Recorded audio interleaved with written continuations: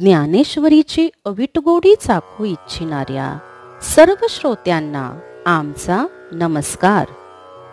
सर्व श्रोत्यांनी पूर्ण चित्त एकवटून ध्यानस्थ बसून डोळे मिटून शांतपणे ज्ञानेश्वरीच्या ओव्यांचा आस्वाद घ्यावा ही नम्र विनंती. अध्याय 2 सांख्ययोग भाग 7.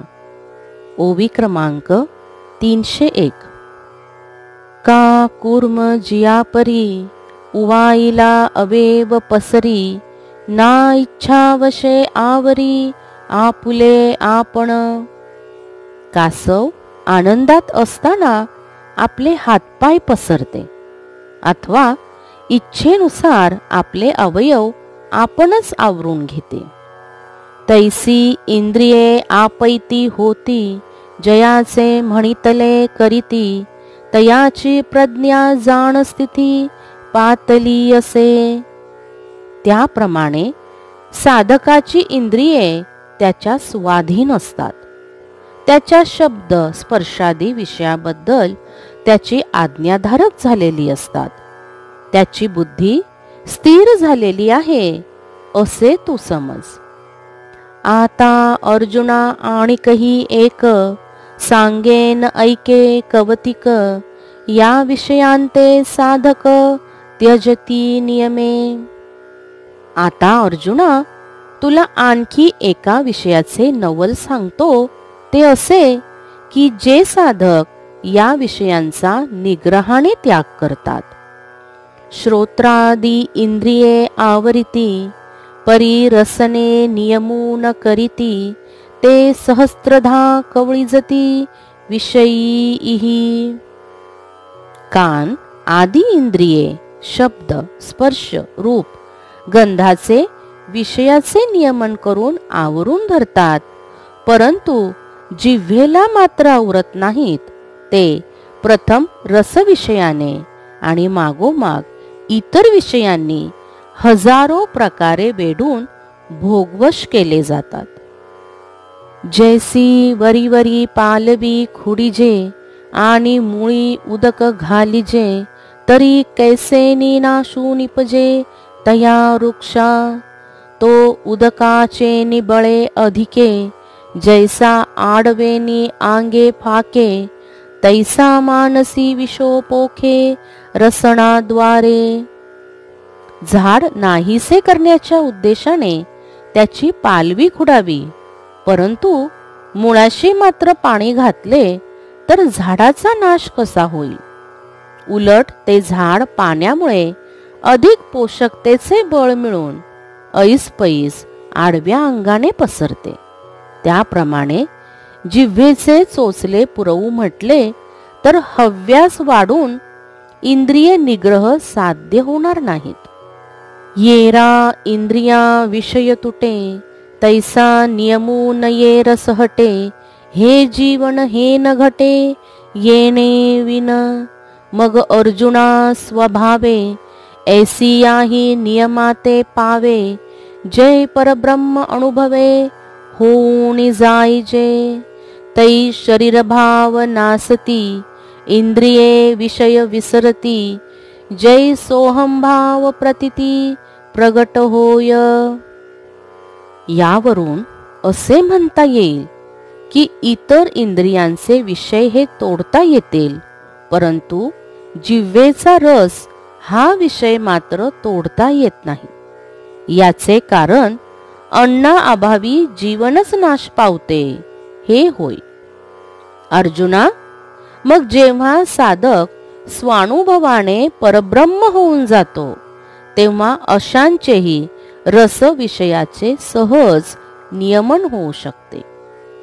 जेव्हा मीच ते ब्रह्म आहे हा प्रत्यय येऊन हे शरीराचे शब्द स्पर्शादी संवेदना देण्याचे भाव देहभाव हरपल्याने नाश पावतात आणि इंद्रिये आपले विषय विसरतात. एरवी तरी अर्जुना हे आयानये साधना जे राहटता ती जतना निरंतर. अर्जुना, नाहीतर ही इंद्रिये साधनेला सुद्धा हस्तगत होत नाहीत, जे यांना जिंकण्याचा सतत प्रयत्न करीत असतात. जया ते अभ्यासाची घरटी, यमनियमांची ताटी, जे मनाते सदा मुठी, धरुणी या हाती.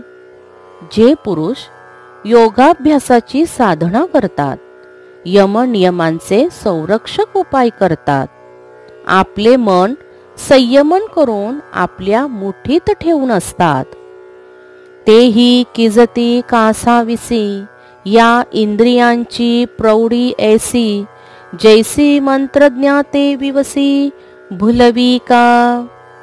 त्या साधकांना देखील ही इंद्रिये व्याकुळ करून टाकतात. या इंद्रियांचा एवढा प्रताप आहे की हडळीच्या सामर्थ्यापुढे मांत्रिकाचे बल अपुरे पडते. ती त्याला भ्रमिष्ट करते. देखे विषय हे तैसे, पावती वृद्धी सिद्धीचे निमिषे, मग आकळीती स्पर्शे इंद्रियांचेनी, तिये संधी मन जाये, मग अभ्यासी ठोठावले ठाये, ऐसे बळकटपण आहे इंद्रियांचे. त्याप्रमाणे हे विषय वृद्धी सिद्धीच्या निमित्ताने सिद्ध पुरुषास प्राप्त होतात. मग इंद्रियांच्या द्वारे साधकाच्या मनाला भोग भावनेत गुंतवून आपला छंद लावून संगात वेढून टाकतात. सहजपणे लागलेल्या या छंदात साधकाचे मन रमून जाते आणि तो योगाभ्यासाविषयी उदासीन होतो. असा हा अपभ्रंश इंद्रियांचे सामर्थ्य अधिक झाल्याने होतो. म्हणून आईके पार्था, याते निर्दळी जो सर्वथा, सर्व विषयी आस्था सांढूनिया, तोची तू जाण योग निष्ठेसी कारण, जयाचे विषय सुखे अंतःकरण झकवेना. म्हणून अर्जुना ऐक, सर्व विषयावरील आस्था टाकून इंद्रियांची मनावरील सत्ता ऊर्ध्वस्त करतो. ज्याचे अंतःकरण विषय सुखाच्या लालसेने फसले जात नाही, तोच पुरुष योग निष्ठेला म्हणजे बुद्धीच्या स्थिरतेला योग्य आहे असे तू समज. जो आत्मबोध युक्तू होऊनी असे सततू, जो माते हृदया आणतू विसंबेना, तो अहम ब्रह्मास्मी बोधामध्ये सतत रममान असल्याने तो मला आपल्या हृदयातून अखंड चिंतनातून कधीही विसरत नाही. एरवी बाह्य विषय तरी नाही, परी मानसी होईल जरी काही, तरी साध्यन तुची हा पाही संसारू असे. एरवी ज्याच्या मनात बाहेरच्या भोगाविषयी संबंधी थोडी का होईना आसक्ती आहे, त्याचे साधन सिद्धीस न जाता उलट आमूलाग्र संसार त्याच्या मागे लागतो. जैसा का विषाचा लेशू, घेतलिया होय बहुवसू, मग निभ्रांत करी नाशू जीवितासी, तैसी या विषयांची शंका, मणी वसती देखा, घातू करी यशेखा विवेक जाता.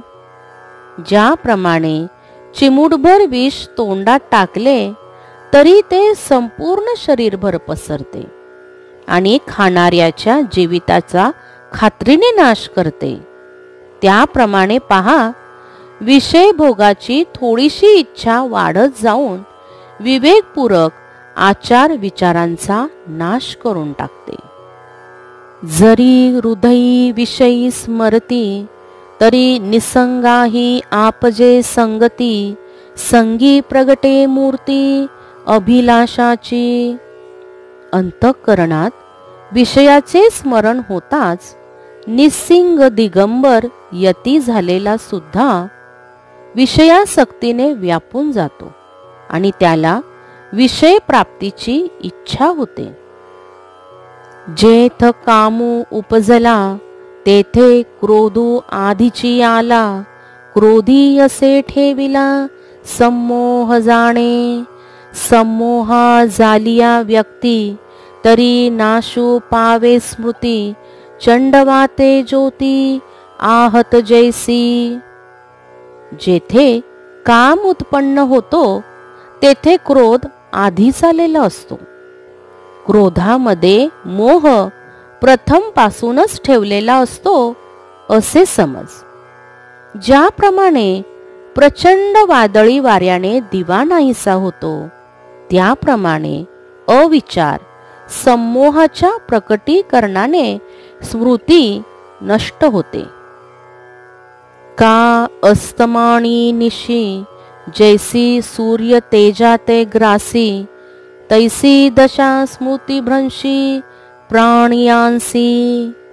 मग अज्ञानांध केवळ तेणे आपलवी जे सकळ, तेत बुद्धी होय व्याकुळ हृदया माझी.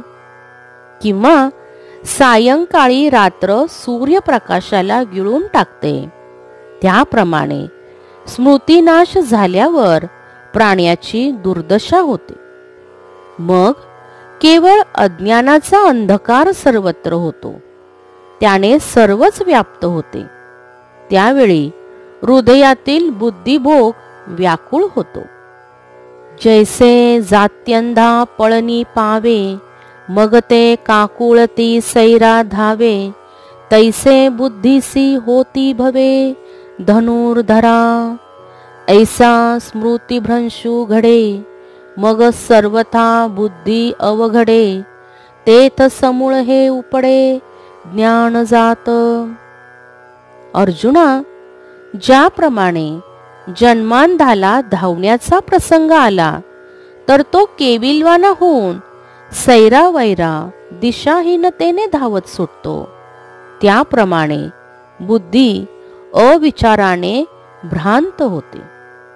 अशा प्रकारे बुद्धीला भ्रांती झाली म्हणजे आत्मज्ञान प्राप्तीचे बुद्धीचे नैसर्गिक कार्य थांबते आणि आचार विचाराचे ज्ञान पूर्णपणे नष्ट होते. चैतन्याच्या भ्रंशी शरीरा दशा जैशी, तैशी पुरुषा बुद्धिनाशी होय देखे. म्हणोनी आईके अर्जुना, जैसा विस्फुलिंग लागे इंधना, मग तो प्रौढ झालिया त्रिभुवना पुरोशके. पंचप्राण म्हणजे चैतन्य देहातून निघून गेल्यावर देहाला विनाशी दशा येते, त्याप्रमाणे बुद्धिनाश झालेल्या मनुष्याला मृत्यूदशा येते. म्हणून अर्जुना ऐक, अग्नीची लहानशी ठिणगी इंधनावर पडली की सारे त्रिभुवन भस्मसात करण्याचे सामर्थ्य तिच्यात येते. तैसे विषयांचे ध्यान जरी विपाये वाहे मन, तरी येसणे हे पतन गिवंसी तपावे. त्याप्रमाणे मनाकडून विषयाचे चिंतन कळत नकळत जरी झाले तरी एवढा मोठा अधप्पात ओढावतो.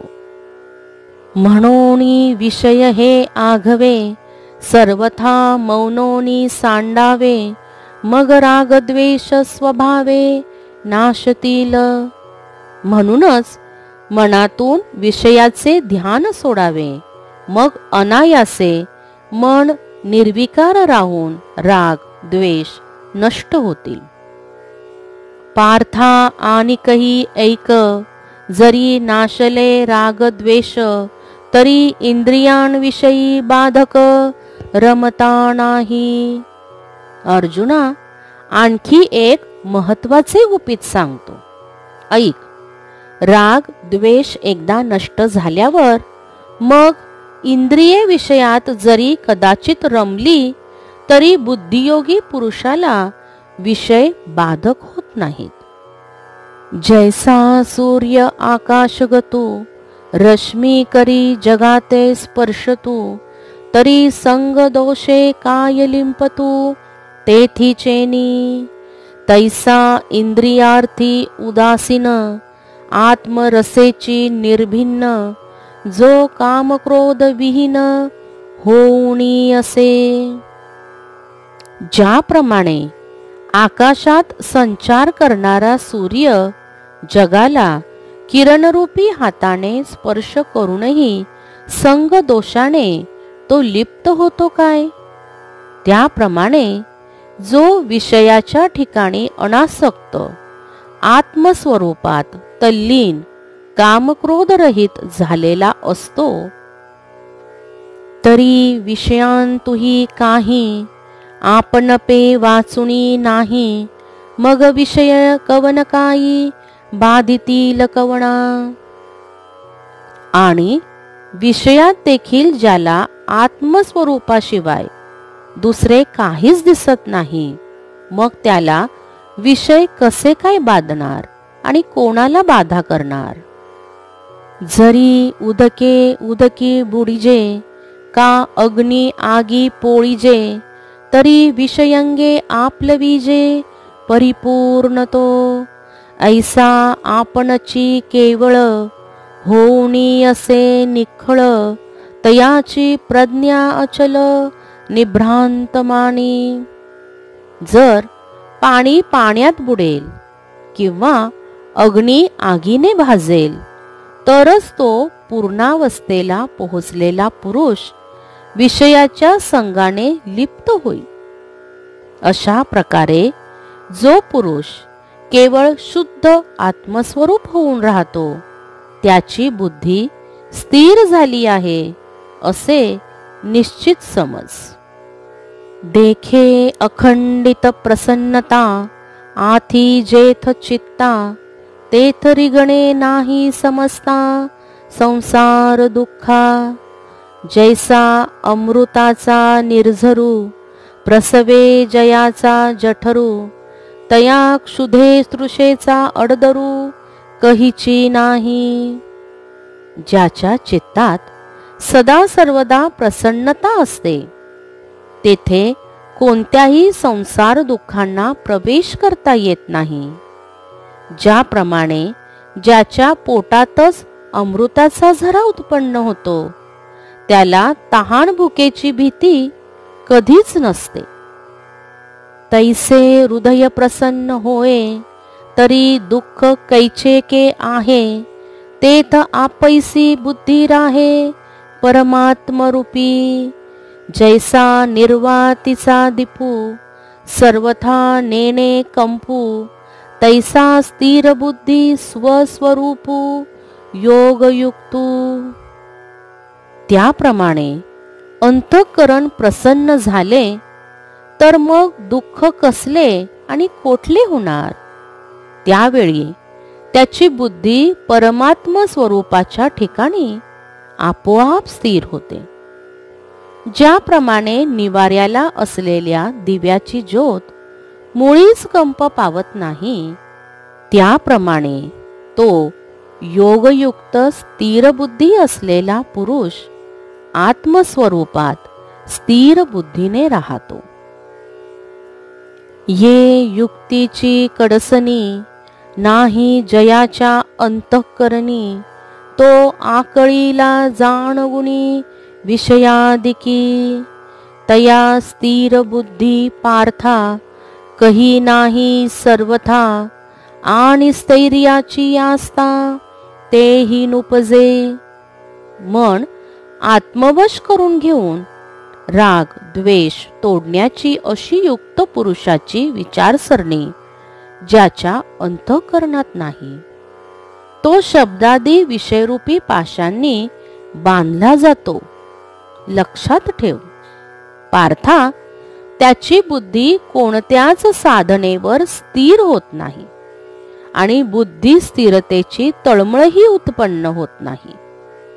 निश्चळत्वाची भावना जरी नभेची देखे म्हणा तरी शांती केवी अर्जुना आपू होय. आणि जेत शांतीचा जिव्हाळा नाही, तेत सुख विसरोणी न रिगे कही. जैसा पापियांच्या ठाई मोक्षू न वसे. अर्जुना, पहा, जर स्थिरतेची नुसती कल्पनाही ज्याच्या मनात येत नसेल तर त्याला शांती कशी काय प्राप्त होणार. ज्याप्रमाणे पापी माणसाच्या ठिकाणी त्याच्या बुद्धी स्वभावामुळे मोक्ष वसू शकत नाही, त्याप्रमाणे जेथे शांतीचा ओलावा नाही तेथे चुकून सुद्धा सुख जाणार नाही. देखे अग्नी माझी घापती, तिये बीजे जरी विरूढती. तरी अशांता सुखप्राप्ती घडो शके. म्हणून अयुक्तपण मनाचे, तेची सर्वस्व दुःखाचे. या कारणे इंद्रियाचे दमन निके. अग्नीमध्ये बी घातले आणि योग्य कृषीकर्म करून पेरले, एवढ्याच सबबीवर ते उगवून आले तरच असंतुष्ट विषयाधीन माणसाला सुखप्राप्ती होऊ शकेल. म्हणून मनाची चंचलता हेच दुःखाचे मूळ कारण आहे. यासाठी इंद्रिय दमन करणेच योग्य आहे. इंद्रिये जे जे म्हणती, ते तेची जे पुरुष करीती. ते तरलेची न तरती विषय सिंधू. जैसी नाव थडिये ठाकिता, जरी वरपडी होय दुर्वाता. तरी चुकलाही मागोता अपावो पावे. इंद्रिये जी इच्छा करतील त्याच विषयाचे सेवन ते मनपूर्वक करतात. ते या नरदेहाच्या परमार्थी नावेत जरी बसले तरी सुद्धा वल्ली मारूनही भवसमुद्राच्या पैलपार उतरू शकत नाहीत. ज्याप्रमाणे नरदेहाची नाव परब्रह्माच्या किनाऱ्याला लागल्यावरही विषय स्मृतीच्या जर वादळात सापडली तर जे जन्ममरणाचे धोके टाळले तेच धोके पुन्हा होऊ शकतात. तैसी प्राप्तेही पुरुषे, इंद्रिये लाळिली जरी कौतुके. तरी आक्रमीला जाण दुःखे संसारिके.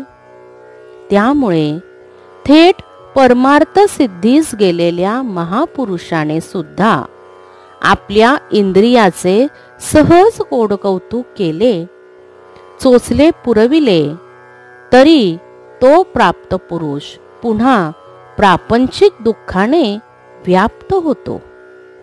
म्हणून आपुली आपण पेया, जरी ये इंद्रिये येती आया. तरी अधिक काही धनंजया सार्थक असे. देखे कूर्म जियापरी, उवाईला अवयव पसरी. ना तरी इच्छावशे आवरी आपण पेची. अर्जुना, म्हणून जर आपलीही इंद्रिये आपोआप आपल्या अंकित होऊन आली तर यापेक्षा आणखी काही श्रेयस्कर आहे काय. पहा, याप्रमाणे कासव आनंदात असताना आपले हातपाय पसरते किंवा मनात आल्यास आपणच ते आवरून घेते. तैसी इंद्रिये आपैती होती, जयाचे म्हणितले करीती. तयाची प्रज्ञा जाण स्थिती पातली असे. त्याप्रमाणे ज्याची इंद्रियावर सत्ता असते त्याची आज्ञा पाळतात आणि त्याची बुद्धी स्थिरतेला प्राप्त झाली आहे असे तू समज. आता आणिक एक गहन पूर्णाचे चिन्ह, अर्जुना तुझ सांगेन परिसपा. या योग संपन्न पुरुषाचे एक महत्वाचे लक्षण जे परमार्थाने आपल्या अंगी बांधलेच पाहिजे ते तुला सांगतो. ऐक हो. देखे भूतजात निदेले, तेथेची जया पाहले, आणि जीव जेथ चेईले, तेथ निद्री तुझो. तोची तो निरुपाधी, अर्जुना तो स्थिर बुद्धी, तोची जाणे निरवधी मुनीश्वर. पहा, सर्व मनुष्ये ज्या आत्मस्वरूपाच्या ठिकाणी निजलेली असतात, म्हणजे अज्ञानात असतात, तेथे मुनिजनांना उजाडलेले असते, म्हणजे आत्मज्ञान झालेले असते. आणि सामान्य जीव ज्या प्रपंचाच्या ठिकाणी जागे, म्हणजे विषय सुखात मग्न असतात, तेथे मुनिजन निजलेले, म्हणजे विषय निवृत्त असतात. अर्जुना, तोच खरा उपाधिरहित, तोच खरा स्थितप्रज्ञ आणि तोच परिपूर्ण मुनिश्रेष्ठ आहे, असे तू समज. पार्था आणि कही परी, तो जाणो येईल अवधारी, जैसी अक्षोभता सागरी अखंडित. अर्जुना, आणखीही एका प्रकाराने तो ओळखता येईल. ऐक, ज्याप्रमाणे समुद्राचा गंभीरपणा अबाधित असतो, जरी सरिता बोग समस्त, परिपूर्ण होऊनी मिळत, तरी अधिक नोहे ईशत, मर्यादा नसंडी. ना तरी ग्रीष्मकाळी सरिता, शोषुणी जाती समस्ता, परी न्यून नव्हे पार्था, समुद्र जैसा. जरी सर्व नद्याच तुडुंब भरून समुद्राला मिळतात, तरी तो किंचितही वाढत नाही, आपली मर्यादाही सोडित नाही. ग्रीष्म ऋतूमध्ये म्हणजे उन्हाळ्यात नद्यांमधील पाणी आटून जाते, ज्यामुळे त्यांचे प्रवाह खंडित होतात. प्रवाह समुद्रापर्यंत जात नाहीत, म्हणून समुद्राचे पाणी कणभरही कमी होत नाही. तैसा प्राप्ती वृद्धी सिद्धी, तयासी क्षोभू नाही बुद्धी, आणि न पवता न बाधी, अधृती तया ते. सांगे सूर्याचा घरी, प्रकाशू काय वातीवेरी, की न लविजे तरी अंधारी, कोंडेल तो. त्याप्रमाणे वृद्धी सिद्धी प्राप्त झाल्या असतानाही त्याचे मन आनंदाने बहरत नाही, किंवा त्या प्राप्त झाल्या नाहीत म्हणून त्याचे मन उदासीन होत नाही. सांग बरे, सूर्याच्या घरी उजेड ज्योतीने होतो काय? आणि तो दिवा लावला नाही तर सूर्य अंधारात कोंडला जाईल काय? देखे वृद्धी सिद्धी तयापरी, आली गेली से न करी, तो विगुंतला असे अंतरी, महासुखी. जो आपुलेनी नागरपणे, इंद्र भुवनाते पाबळे म्हणे, तो केवी रंजे पालिवणे, भिल्लांचेनी. पहा, त्याप्रमाणे वृद्धी सिद्धी आल्या काय आणि गेल्या काय याची त्याला आठवणही नसते, कारण तो अंतःकरणातील आत्म्याच्या परमसुखात तल्लीन असतो. जो आपल्या ऐश्वर्यापुढे इंद्रभुवनालाही नगण्य समजतो, तो दरिद्री झोपडीत कसा रममान होईल? जो अमृतासी ठी ठेवी, तो जैसा कांजी न सेवी, तैसा स्वसुखानुभवी न भोगी वृद्धी. पार्था नवल हे पाही, जेत स्वर्गसुख लेखनीय नाही, तेत वृद्धी सिद्धी काही प्राकृता होती. जो अमृताच्या चवीला नावे ठेवतो, तो बेचव असणारी पेज ज्याप्रमाणे पित नाही, त्याप्रमाणे आत्मानंदाचा अनुभव घेणारा पुरुष ऐहिक सुखाचा उपभोग घेत नाही. अर्जुना, काय आश्चर्य आहे पहा. जेथे स्वर्गसुख गौण वाटते तेथे सामान्य वृद्धी सिद्धी अति तुच्छ आहेत.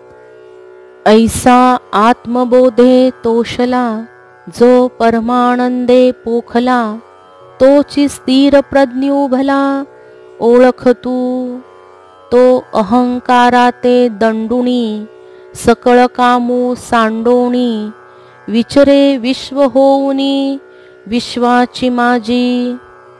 अशा प्रकारे जो आत्मज्ञानाने संतोष पावला आणि परमानंदाने परिपूर्ण झाला, तोच खरा स्थिरबुद्धी आहे असे तू समज. तो देहाभिमानाला घालवून सर्व इच्छा आकांक्षा सोडून अनुभवाच्या अंगाने जगद्रूप बनून जगात वावरतो. हे ब्रह्मस्थिती निस्सीम, जे अनुभविता निष्काम, पातले परब्रह्म अनायासे. ही ब्रह्मस्थिती अमर्याद आहे. कामनारहित पुरुष हिचा अनुभव घेतात. हे अनायासे परब्रह्म पदाला पोहोचतात. जे चिद्रूपी मिळता, देहांतीची व्याकुळता, आड ठाको न शके चित्ता, प्राज्ञा जया. तेची हे स्थिती स्वमुखे श्रीपती, सांगत अर्जुना प्रती संजयो म्हणे. कारण ब्रह्मानंदाची स्थिती प्राप्त झाल्यावर मरणकाळीची व्याकुळता स्थितप्रज्ञाच्या चित्ताला प्रतिबंध करू शकत नाही. तीच ही ब्रह्मानंदाची स्थिती श्रीकृष्णांनी स्वतः अर्जुनाला सांगितली असे संजय धृतराष्ट्राला म्हणाला. ऐसे कृष्णवाक्य ऐकिले, तेथ अर्जुने मणी म्हणितले, आता आमुचियाची काजा आले उपपत्तिया. जे कर्मजात आघवे, एत निराकारिले देवे, तरी पारुषले म्या झुंजावे म्हणून या. असे श्रीकृष्णाचे बोलणे अर्जुनाने ऐकले तेव्हा तो मनात म्हणाला, आता या देवाच्या विचारसरणीने आमचे चांगलेच कार्य झाले. कारण की जेवढे कर्म म्हणून आहे तेवढे देवाने सर्व त्याज्य ठरविले, तर मग मी लढावे हे आयतेच थांबले. ऐसा श्री अच्युताचिया बोला, चित्ती धनुर्धरू उवाईला, आता प्रश्नो करील भला आशंकोनिया. तो प्रसंगू असे नागरू, जो सकळ धर्मासी आगरू, की विवेकामृत सागरू प्रांतहीनू. श्रीकृष्णाच्या बोलण्याने याप्रमाणे अर्जुन मनातून प्रसन्न झाला. यापुढे तो शंका घेऊन श्रीकृष्णाला चांगला प्रश्न करील. तो कथाभाग फारच मनोहर आहे, जो धर्माचे माहेर किंवा अमर्याद विचाररूपी अमृताचा सागरच आहे. जो आपण सर्वज्ञ नाथू, निरूपिता होईल श्री अनंतू, ते ज्ञानदेवो सांगेल मातू निवृत्तीदासू. या प्रसंगाचे स्वतः सर्वज्ञ श्रेष्ठ श्रीकृष्ण निरूपण करतील ती हकीकत निवृत्तीनाथांचा शिष्य ज्ञानदेव सांगेल. येथपर्यंत 375 ओव्या समाप्त झाल्या आहेत. अध्याय 2 येथे समाप्त झालेला आहे. पुढील व्हिडिओत आपण अध्याय 3 कर्मयोग भाग 1 पाहूयात. राम कृष्ण हरी. राम कृष्ण हरी.